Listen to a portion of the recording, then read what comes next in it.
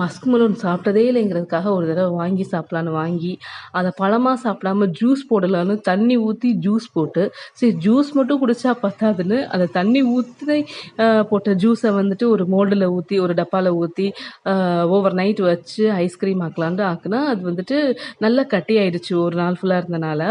ஆனா என்ன ஆயிடுச்சு அப்டின்னா, அது வந்துட்டு ஐஸ்கிரீம் மாரி இல்ல. அதாவது க்ரீமியா இருக்காதுன்னு தெரியும். நார்மல் ஐஸ் கட்டி மாரி கூட அந்த ரூ. 2க்கு பாக்கெட் குடுப்பாங்க இல்லையா? ஒரு டியூப்ல. அது இப்பலாம் ரூ. 10ன்னு நெனைக்கிறேன். ரூ. 10 ரூ. 5 அந்த மாதிரி கூட இல்ல. சும்மா வெறும் ஐஸ சாப்பிடுற மாரி இருந்துச்சு.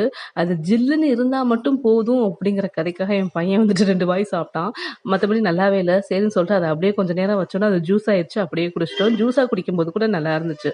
திருப்பி ஒரு தடவ வந்துட்டு மஸ்க் மெலன் வாங்கி, அது எப்படி ஐஸ்கிரீமா ஆக்கணும் அப்படின்னு ப்ரொசீஜர் பார்த்து பண்ணணும்னு சொல்லிட்டு என் பையன் டிமாண்ட் வச்சிருக்கான். ஸோ இப்படிதான் இந்த மஸ்க் மெலன் வந்துட்டு ஒரு வழியா காலி ஆயிடுச்சு.